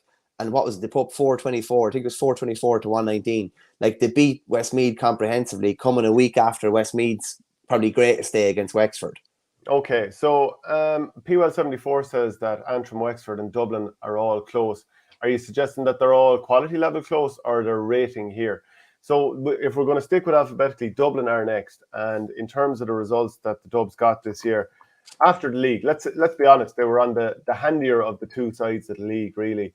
And drew with Waterford when Waterford went down to 13 men. Just had an okay league, we'll put it that way. But in terms of the championship, drew with Antrim the first day out, as we've already said. Beat Westmeath 223 to 114. Not exactly a runaway train performance there. Then against Wexford came out on top, 122 to 23 points. That game was at Croke Park, and people had questioned the sense of playing in Croke Park, but I think they proved a lot of people wrong there. Lost to Kilkenny by 6 points in Nolan Park. And in recent years, whether it's been Parnell Park or Nolan Park, they've been taking pastons. And, even at Croke Park, sort of up and down performances. So I thought they performed quite well for long spells there. And then that game against Galway, they drew 222 to 125. So 2 wins, 2 draws, a loss, a little bit up and down. And beyond that point, then beat Carlow and got absolutely hammered by Clare in the quarter-final down in Limerick. Yeah, it's a bit of a tough one because, like, in Leinster, that's not a bad performance at all. But from then on out, to be beaten the way you were by Clare, you know, and tactically to see your team dragged all the way out the field so that the likes of David Fitzgerald and Tony Kelly could run in on you. Like Paddy Doyle, I think, did well man-marking Tony Kelly in terms of the 50-50 balls, but to ask a very young lad to leave him on him for the entire game when he didn't really have too much support, sort of question marks there as well. So I don't know. What are you looking at here?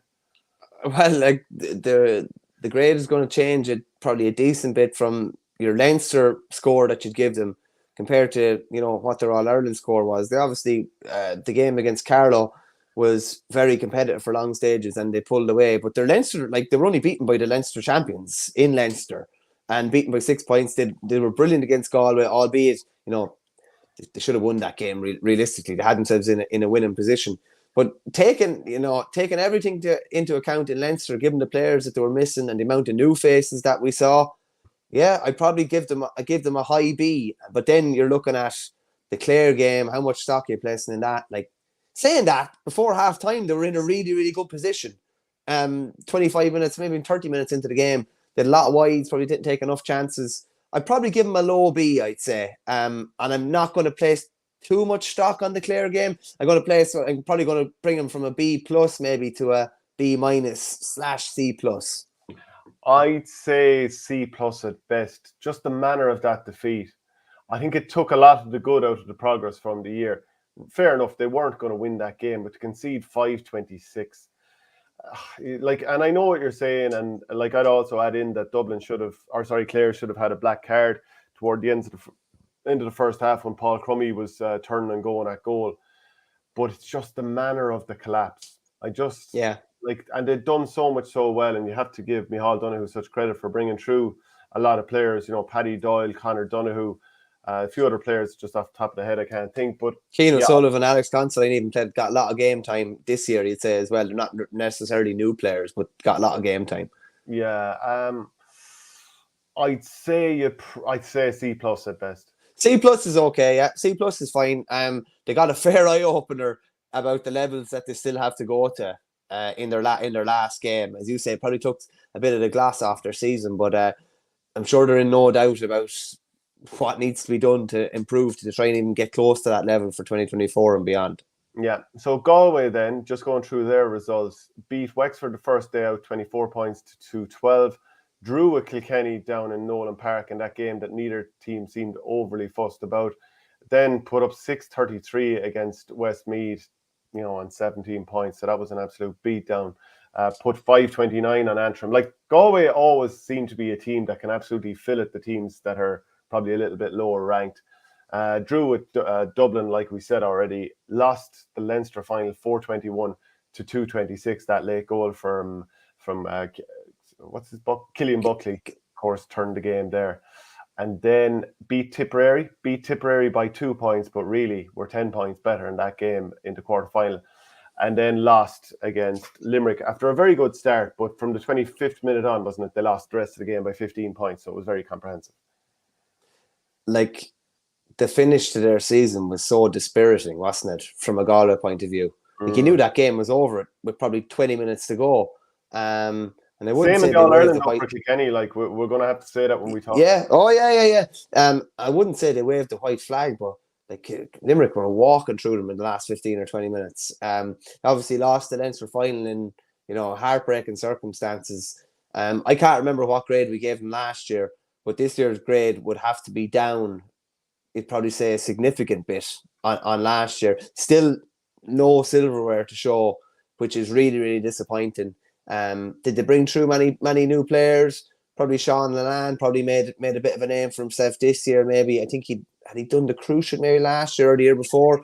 So Kevin that was Cooney kind of took what a bit of a step up this year. Kevin Cooney would get an All-Star nomination, Shane, I'd say. Because I think he was one of their better players, I'd say. And Conor Whelan obviously took. He was very good early on against Limerick as well. And Conor Whelan obviously had a couple of unbelievable games in the championship. Probably looking at flat C or maybe a flat C, maybe C minus ish. Yeah, that type of thing. Like, at the end of the day, at the start of the year, you would have said, they have to win a Leinster title. They have to get their hands on some silverware, and they haven't. And they've managed to not win a Leinster in the last 4 years. Albeit you could say it was maybe freak circumstances at the end of the Leinster final. They still didn't go up the steps and lift the Bob O'Keefe Cup. So, and they were very disappointed in the last 45 against Limerick. So I think a C- is fair enough. And Henry Shefflin, who would be harsh enough himself, I'd say, in rating how their season was. And he say at the end of the Limerick game, I don't know, does it look like we've improved this year? So, when the manager's saying that himself, I think a C- is well justified. Yeah, and this is in spite of beating Tipperary and performing really well in the quarterfinal and topping the Leinster League. Like, they didn't win it, of course, in the final, but they topped that. So we won't forget that. But still, you expect a little bit more from a hurling county like that. Kilkenny then finished second in the group, got 7 points from the 10 that were available. Won the Leinster final, obviously robbing it at the death, if we can call it that way. But that's not to sort of do down their achievement, but it was one that they pulled out of the fire late on. Won the All-Ireland semi-final against Clare. That was a sort of up and down game, 222 to 122. And then had some good moments in the All-Ireland final, but ultimately were, beaten, pulling up. Last 20 minutes, the game was over and you were just waiting for the final whistle. That was 30 points to 215. So I know you have to give them credit for getting an All-Ireland final. You have to give them credit for winning the Leinster title, give them credit for beating Clare. But I don't think would Kilkenny supporters want much more than a B here, or B-? No, I wouldn't think so. For probably maybe 40 or 45 minutes, they were going up fine in the All-Ireland final. Weren't they 4 or 5 up at one stage after Paddy Deegan's goal? And it was just a massive, massive Gulfin class thereafter, you'd have to say. And then, listen, that Gulfin class... I don't think it was a collapse to the same level as Galway in the semi-final. But was it a collapse akin to the 2016 and 2019 All-Ireland finals they had? Is this becoming too customary now for Kilkenny? I don't know, because I think they were a much better team in 2016. I still wouldn't, I still don't think this Kilkenny team is the colour of the 16 team, even, to be honest with you. When you compare, you're not comparing. I don't think you're comparing like with like, but they'd kind of blown a gasket by 50 minutes. They were gone. I would dare say they were gone in the All-Ireland final from looking at it. So, and if you want to dumb down their grade, you can say that they stole the Leinster final. And they were outscored 1-6 to a point up until that goal at the end or something like that, in the closing stages. I'm not sure. Did we see many new Kilkenny faces? Owen Cody stepped up his game big time and looks like a potential leader of this Kilkenny team for the next decade. It was unfortunate, obviously, David Blanchfield was missing for the All-Ireland final, which was far from ideal. Tom Phelan stepped up a bit this year. Yeah, Tom Phelan had Jizzy had some unbelievable moments in the All-Ireland final at different stages. He's really thinking he's going to be man to match at some stages. But yeah, I probably the fact that they did beat Clare again in the semi-final, that in a way that kind of suggests that they're I know they're beating the All-Ireland final, but they're the second best team in the country, regardless of provinces or whatever. Are they? Well, if Clare were the top team in Munster in the round robin, and they were beaten by a point by Limerick in the Munster final, and Kilkenny were able to take care of Clare. So that would suggest that they're the second best team. Then you can start throwing in, they didn't have to play in a traditional Munster final, a Munster championship, but that's grand. I understand that, but on a given day, you're just judging a game, and they've beaten the Munster finalists for the last 2 years, beaten after extra time and beaten after a point. They've beaten them in both All-Ireland semi-finals. So I'd say probably a B for Kilkenny. B-. I think a B would be fair enough. The end of the day, they finished up with silverware, and they're the only other team to finish up with silverware at county level. But does anyone count the Leinster title these days? There's 2 teams. They most certainly do count it. And if you look at their celebrations after, a team from Connacht there. Yeah, but that means it should be even stronger then, by all accounts, shouldn't it? Should be. Yeah, well, I know. I think a B is fair. And particularly, I suppose, in Derek Ling's first year as well, taking over from the greatest manager in the history of the GA. I think a B is fair. So I suppose then Westmeath would be the next one alphabetically. Got 2 points from the group stages, 4 defeats and 1 win. Lost the first day out to Kilkenny, 29 points to 7 points, which I'm sure was would have stung Joe Fortune. Second day out, lost to Dublin, 223 to 114. Then that heavy defeat to Galway, 633 to 17. Beat Wexford. And how far behind were they that day? You were at 17 at one stage, yeah. So that's an unbelievable win there, 418 to 222, because you can imagine what the mood was like even among the supporters. You know, people who just have to stand there and watch. If you're a player, at least you can try and get out and do something about it. So incredible for those players to do that. And then the last day out, losing as they did, 119 to 424 at home in Mullingar to Antrim to confirm their relegation. Like, what do you expect from Westmeath? Just like we were saying about Antrim, what would you have expected from Westmeath? They achieved the unthinkable by winning against Wexford, which, you know, some achievement for Joe Fortune against his native county. But then to lose the one that they really needed to win, just obviously that's a killer. So they did get relegated. But to get that victory was going to push up against Wexford, is going to push up their grade. It is, of course. It's just, like, it's mad to think that, like, Westmeath beat Wexford in the Leinster Championship this year, and they won't be playing the Leinster Championship next year. It's just the proximity of those two games was probably a bit of a disaster as well, because no matter what way you look at it, like, they were going to celebrate that emotionally and everything, forever about physically or having a few points or something like that. But you want to enjoy it and soak it all in, whereas if you had 2 weeks after, you could do that and enjoy it for 2 or 3 days and then get back on the wagon or whatever. But you were literally trying to get up. They obviously targeted the last 2 games, but they were going from this high to, my God, like, this is our biggest game of the year. We have to be Antrim, and they had themselves in a decent position early on, but Antrim kicked on, and yeah, like, it's a difficult one. What did they want out of the year? They wanted to probably take a scalp. They did that, but they also wanted to save their status, and they didn't do that. So I don't know, probably looking somewhere in around the C, I'd say. Yeah. But like, they finished with, what was it, -80 score difference, which is not great. And that's obviously, they won a game in the middle of that, but it's an average defeat of 19 points, is it? Or 18 points, 16 points. Sorry, like, that's a lot. And that's throwing a victory in there as well. So I think C, I think a flat C is probably fair. They achieved something unbelievable, but they probably didn't ultimately achieve their goal for the year. Yeah, I'm just working it out there. If you leave out that Wexford game where they scored 4 goals, in the other 4 games, they averaged less than 16 points per game. So they were struggling for scores up front. I think a C is fair enough. And then we'll go Wexford as the final one. So they finished 4th in the Munster group table. Started off with a 6-point defeat to Galway, then beat Antrim by 4, then lost to Dublin, then lost to Wexford, and then the last day out had a very good win over a Kilkenny team, 423 to 518. So that was like a 9-goal thriller. But just, I mean, if the Wexford County Board had decided to part company with Darragh Egan, I suppose that's them saying that, look, we don't think that this is going in the right direction.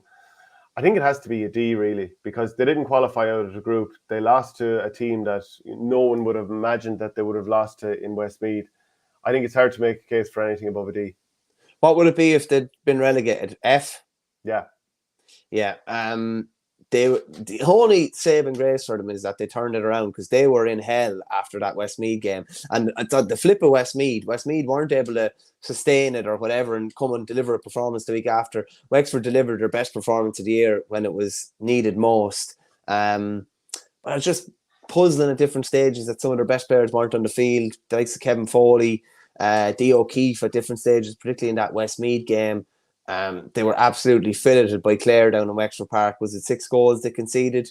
It was a bad year for Wexford. I'd say probably D minus, probably even. Do you know what I mean? Realistically, like, take the Kilkenny game out of it. Kilkenny were qualified at that stage as well. So, and someone mentioned on the show, one of the viewers mentioned recently, do Leinster need to look at changing the fixtures? Like, Wexford have beaten Kilkenny the last 2 years in, you know, games that weren't necessarily meaningful for Kilkenny.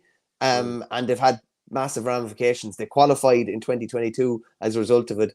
and they saved their status this year as a result of the result. So that might be something that needs to be looked at. But I'd say D-, Shane, realistically, because like no one in Wexford is going to remember 2023 for anything other than bad memories. Yeah, okay. So that's it. That's our report card. Let us know what your thoughts, whether you're watching it live or you're watching it later on. Jack O'Connor, he's back for another 2 years as Kerry football manager. I suppose, look, there's no surprise there. He's won an All-Ireland title. Everyone's happy enough. Keep the ship on the road. So, and who do you think will be next man in? Next man in.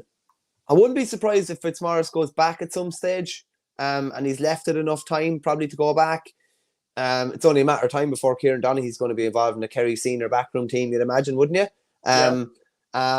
And like if he wasn't involved with Armagh, potentially he could be brought in maybe as part of Jack O'Connor's backroom team at some stage. And Tomás O'Shea's obviously did a year with Offaly. He's with the 20s at the minute. He's probably going to be in the mix at some stage down the line as well.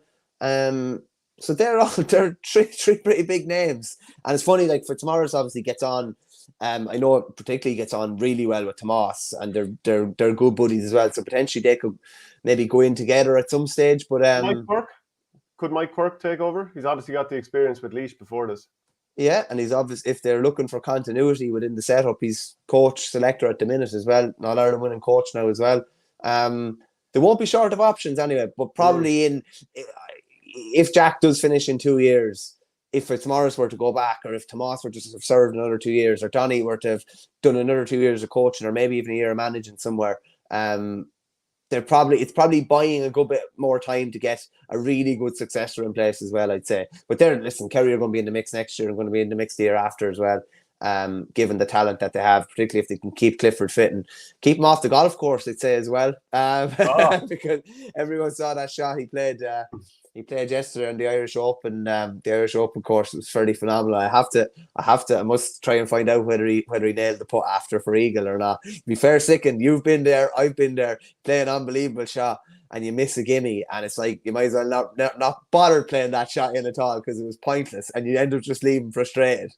Do you know, actually, Porter had a question. Will these under-20s come good for Cork? Didn't happen for Tip. And do you know what? I just thought, like, in a way, and I've kind of said throughout those years of 2020, 21, 22 or whatever, that I just felt that a lot of those younger players needed to be used by Tipperary, and that's probably why they haven't come true.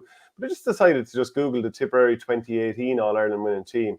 So Barry Hogan, yeah, we've seen him play. So he's in and out of the team. Rhys Shelley or him maybe goalie next year. Owen Connolly made his bit of a step up there last year. Brian McGrath has got a few chances. Podge Campion is now in there. Of course, Dylan Quirke passed away.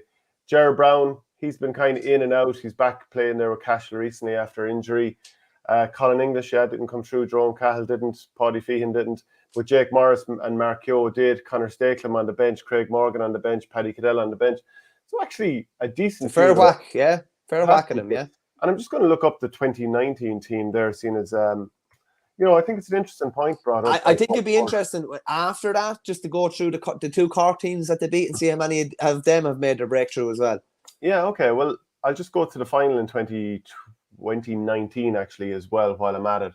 So that Tipperary team who's come through, I'll just count the amount of players who have made the senior panel since Craig Morgan, Owen Connolly, Paddy Cadell, Conor McCarthy was involved last year, Brian O'Mara, Kieran Connolly, but for injury, Johnny Ryan, yeah, Gerard O'Connor, yeah, Jake Morris, Andrew Ormond had an injury. I think he was going to be in last year. Connor Bowe, there's an awful lot of them. Even on the bench, Joe Fogarty saw game time last year. Keane O'Kelly's in around it. So yeah, a lot of them are actually coming through. It's just the Tipperary probably haven't made full value of it yet. On the other side then, do you want to talk about the Cork team from 2019? Yeah, would you mind? Because they were particularly, wasn't it 18 was heralded as like one of the best Cork underage teams of all time. In 2018, the one that lost the Tipperary final. Yeah, because they were, they looked so good. So the 2019 team, I'll go back to 2018 then. Ger Collins is a sub goalie. James Keaton we haven't seen him on the senior. Owen Roach is on the panel. Sean O'Leary Hayes has played a certain amount. Ger Millerick, of course, has played. Conor O'Callaghan, I'm not sure we've seen too much of him. Was he small bit in the Munster League. A small bit in the Munster League, yeah. Robert Downey is now probably really fulfilling his potential. Ryan Walsh, Canturk, we haven't seen him senior. Dara Connery, I think we've seen him around the panel. Simon Kennefick, no, we haven't seen him. Of course, grandson of Christy Ring. Tommy O'Connell is starting to impose himself now. Brian Roach was really good midfield last year. Brian Turnbull, he's never really overcome those injuries to come back on the scene. Shane O'Regan, probably haven't seen that much of him. Sean Toomey was getting involved last year, and on the bench, no, none of those players did either. And I just go back to the 2018 team there, if you can give me another couple of seconds. That was Shane Kingston's team, I think, wasn't it? And maybe Dara Fitzgibbon even in 18, I can't remember. Okay, so Jerry Collins, actually, so he was a 2-year. I just named the players now that have established themselves. Niall O'Leary has, Mark Coleman has, Conor Callanan, Dara Fitzgibbon, Robbie O'Flynn, Declan Dalton, Shane Kingston, Tim O'Mahony, Jack O'Connor. So Jerry Millerick came on, and so did Brian Turnbull. So how did they lose that one? How, like, the talent Tip there. Tip were back, and you were backing against them before that final, and it was even, I have that even on air if I went and found it. Actually, I remember. You didn't bother. I remember even tipping Tip to win that because they were beaten comprehensively in the Munster final. But look at you'd probably say the Cork lads have probably got a good bit more game time at senior level than the Tip lads. Well, even that season for the seniors, a lot of those guys were playing. Yeah. Whereas Tipperary didn't give them the game time at senior level. Okay, so that was an interesting one to talk about. What do you make of the AFL players, Mark O'Connor and Oisin Mullen, being given permission to play with their clubs? I think that's really good. I think it's a brilliant idea from Geelong, providing they don't pick up an injury, because how happy are those boys going home, keeping fit? And it just means that, do you know what it is? I think it's really smart in the sense of any longing for home. If they were at home and they weren't able to play, they'd really feel like they were missing out. So I actually think that's really smart, long-term move. And Geelong have generally been good with Mark O'Connor. I think he's been able to play most of the time. Mullen obviously has had a really good first year with the AFL, with Geelong, and obviously made his debut. And they've been trying to coax him out for a while. So I think it's a good way of keeping lads on side and letting them do what they want to do when they're at home as well. Mark O'Connor being home also poses the possibility that he could have picked up Sean O'Shea in the Kerry club final over the weekend, and that's been kind of touted down around Kerry, which would be fascinating to see. And I think Mark O'Connor really is the one that got away from a Kerry point of view, though, because I'd say they probably would have built their defence around him. 2-time All-Ireland winner, minor captain in 15, I think, wasn't he? They probably would have built their defence around him. And yeah, I think his loss is a particularly sore one. I wonder, is there any hope of Zach Toohey, if he's home playing for Portlaoise? He's actually out of contract. Now, he probably will sign another contract, maybe a 1-year contract extension. But the town would fairly like to have him kicking ball, trying to get their hands back on a Laois title again if he was around. What do you make of them having the nickname The Town? Do you call yourself The Town in Burr? No, I wouldn't be a big enough town. Portlaoise, yeah, something like that. Portlaoise should be by far the biggest town in Laois, whereas Burr is behind Tullamore and Edenderry. So no. I don't think we would be referred to as much as when a country team is playing us that we're playing the townies. Right? And it'd be more if you're playing Tullamore, if you're playing Edenderry, I'd say. But you are townies, aren't you? I'm not. I know you're not. Because I live 5 minutes outside the town. But we are, we definitely are townies, yeah. Yeah. As my father would say, there's a great word around Burr. To have it in Tipperary, it would be Limerick, it might be kid, or in Tipperary, it would be, oh lad. In Burr, you just call everyone mush. Everyone mush. So if I ever say the word mush, my father would be like, mush, that's a real towny word. Because we're country folk, obviously. There's a couple of young Gaelic footballers heading down to the Combine in Australia. So Cork's Conor Corbett, who looks a Combine. The only thing Combine I know is a Combine harvester. I know that's true. Galway's James McLaughlin and Down's Oren Murdoch and Tyrone's Owen McElhone. So they're all heading down. So I'm sure all of their county managers will be hoping that they don't get contracts. Sweating indeed. By the way, Greg McGonigal, he's been appointed the new manager of the Armagh Senior Ladies, taking over from Shane McCormick. Some club fixtures. Shane McCormick, who looks like he's going to go to Meath now, by all accounts. He looks like he's going to be announced as the new Meath manager. Yeah. So in Galway this weekend in the football, Carlisle will meet Corofin. Salthill Knock Cara are against Barna. Annadown meet Milltown. Oughterard against Callanan. Or Callanan. Callanan. Yeah, I just couldn't think of it there for a second. St. James is against Anspidale, Moycullen against Navanna, Clare Galway meets St. Michael's, and Tuam Stars against Dunmore McHale's. In Dublin this weekend, there's some tasty enough football fixtures. St. Vincent's will beat Na Fianna, Whitehall Columkill against St. Jude. So St. Vincent's and Na Fianna is a bit of a shootout to get through. Whitehall are already in the relegation and St. Jude's are already qualified. Then Kilmacud Crokes will meet Skerry's Harps. I'd imagine that'll only go one way. Castleknock will meet St. Sylvester's. Then Thomas Davis will meet Coola. Lucan Sarsfields will meet Raheny. Ballymon Kickham's v Ballantyre St. John's, and Ballyboden St. Enda's against Temple Oak Sing Street. In Offaly, then Road against Verban and Tullamore against Eden Derry. That's the two semi-finals. What way are you expecting them to go? Tullamore obviously lost Johnny Maloney this year, who would have been their captain and their talisman. They're going okay in his absence. That'll be tight. I'd probably expect Tullamore just about to come out in that one. As I mentioned about Verban before, if Verban can turn it on a given day and beat someone, and if the sort of thing that they would do is beat Road, and I'm not having a go, but beat Road and maybe not win the county final then. But I'd probably expect it to be a repeat of last year and the year before, and maybe even the year before that again. I'd say more than likely be another Road Tullamore final. Yeah, Pádraig O'Malley's asking, what do you lads think of Liam McHale leaving the backroom team with Mayo? And there's talk of him taking over the Mayo ladies' job now. Yeah, look, if he's kind of said himself that he feels that there's a lot of voices in the room and the other lads seem to be thinking one way, he's thinking in another direction. Like, it just stands to reason that if he feels that his voice and his ideas aren't going with what everyone else wants, and therefore, you know, basically effectively what he wants to do isn't happening, you can totally understand the guy leave. It makes total sense. Would you have kept stum and not done an interview? It's just not his style, though. Like, he is a very forthright speaker, and I think that's one of the things we like about him. And will the lads fall out with him over it? I doubt it. I'd say Kevin McStay knows what he's dealing with when he's talking of, when he's speaking with Liam McHale. So I'd say he just accepts it. That's the way it is. So no, it's just I don't think he abused Kevin McStay. He didn't say anything bad about him per se. Not at all. No, not at all. Definitely not. But I don't know. It's somewhat potentially divisive, but I think it's what are we looking at now? Like the first week in September. I think it'll be long forgotten. They're not going to be back playing matches for another 3 to 4 months at least. You know. Yeah. Okay. And then the final, county championship we're going to talk about. Cork football, Ballincollig meet Aero, Carbery Rangers against Valley Rovers. Castlehaven will meet Clonakilty. Mallow do battle with St. Michael's. Nemo meet Carrigaline, and St. Finbarrs will meet Douglas. And I see PWell74 here saying the NFL is back this weekend, Shane. Who needs the rugger? Amen. Amen. Is that the only overball that you need? Pretty much. Is there any other overball?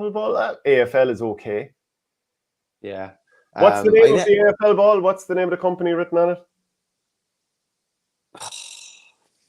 Is it something like Sperrin? It is very close. You're one letter out. You've got the old dairy sponsor. Sperrin Metal. Yeah. Oh, Jesus, one letter out. No, what's the letter at the end? Oh, it's the bleeding Sharon. Sharon. Yeah, it's funny how the memory works, isn't it? Sperrin Metal. Never forget that. Is that it from the show? Have we anything else to touch on? Yeah, no, I think so. No, most county championships, obviously, we have a county final at the weekend in Waterford, but they're really starting to heat up and to be more and more knockout games as the weeks go on. Yeah, SSRI not really looking forward to the rugby this weekend, calling it shy. That's an understatement. Whereas PWell74 is saying best game around after the hurling. I think he's still referring to the NFL there. Right, that's it from the show. Enjoyed it as ever, folks. Thanks for watching. And if you want to get the audio podcast, it's at patreon.com/OurGame. All the best. Cheers, Shane.